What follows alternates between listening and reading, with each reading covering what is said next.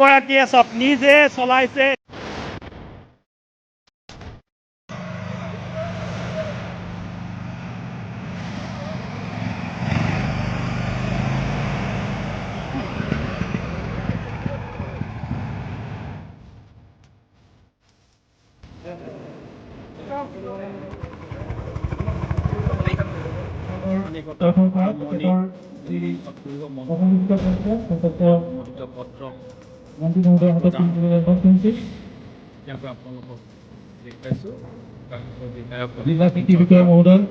লগতে সহকাৰী অভিযন্তা আছে আৰু আজি আছে প্ৰথমতে আমি মঞ্চলৈ আমন্ত্ৰণ জনাইছোঁ এক কাপুৰী শিৱু কুমাৰ হলে মন্ত্ৰী মহোদয়ৰ লগতে স্থানীয় বিশিষ্ট অতিথিসকলৰ পৰা তেখেতৰ ইংৰাজীত তথ্য লাভ কৰিব।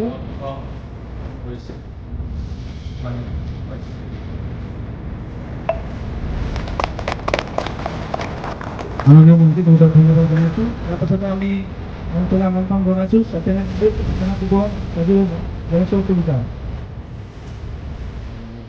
পত্ৰ প্ৰদান কৰিছে খেতিয়কসকলক আৰু তেওঁলোকে লাভ কৰিব একোখনিকৈ ৰাজসাহায্যযুক্ত পাৱাৰ টিলাৰ। ইয়াৰ পাছতে মঞ্চলৈ আমি আমন্ত্ৰণ জনাইছোঁ বুধবাৰীৰ দীপিকা ফুকন সাজু হৈ থাকিব বলোৰাম লৈ উপটেমেৰা।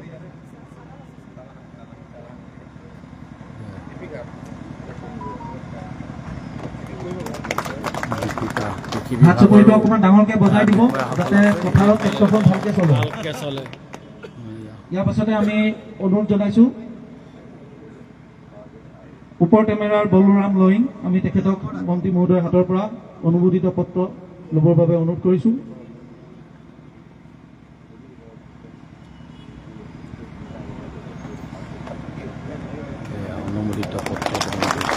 ইয়াৰ পাছতে আমি আমন্ত্ৰণ জনাইছোঁ বোকাহাটৰ বহি খোৱাৰ শিক্ষিত যুৱক ৰবীন দলে বহুদিন ধৰি কৃষি কৰ্মৰ লগত জড়িত হৈ আছে। আমি তেখেতৰ পত্ৰ গ্ৰহণ কৰিবৰ বাবে অনুৰোধ কৰিছোঁ। এগৰাকী শিক্ষিত যুৱক কিছু সময় আগতে মন্ত্ৰী মহোদয়ে কৈছিল শিক্ষিত যুৱকসকল আগবাঢ়ি আহিছে, ৰবীন দলে তাৰে এগৰাকী।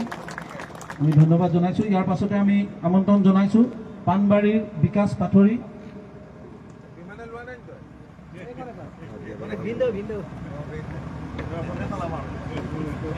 এয়া পাণবাৰীৰ বিকাশ পাথৰী আৰু ইয়াৰ পাছতে আমি বংকোৱালৰ গীতামণি দলে তেখেতক আমি মন্ত্ৰী মহোদয়ৰ হাতৰ পৰা অনুমোদিত পত্ৰখন গ্ৰহণ কৰিবৰ বাবে অনুৰোধ কৰিছোঁ।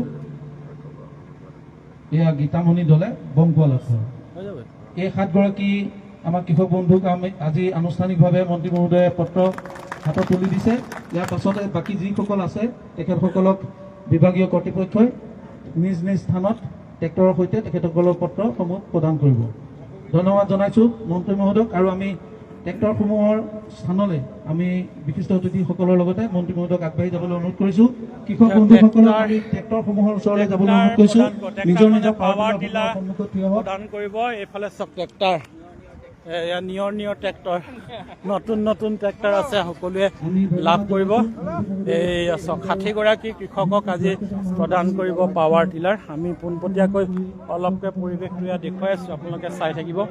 মন্ত্ৰী মহোদয়ে শুভাৰম্ভণি কৰিব, আমি দেখুৱাম পোনপটীয়াকৈ। ট্ৰেক্টৰ ভাস্কৰ কোনফালে গ'ল? অ' ভাস্কৰ বিজেপি নেতা জিলা পৰিষদৰ সভানেত্ৰী পূৰ্ণিমা দাস মহিলা জিলা পৰিষদৰ সদস্য নয়ন বৰিতামণি কৃষি বিভাগৰ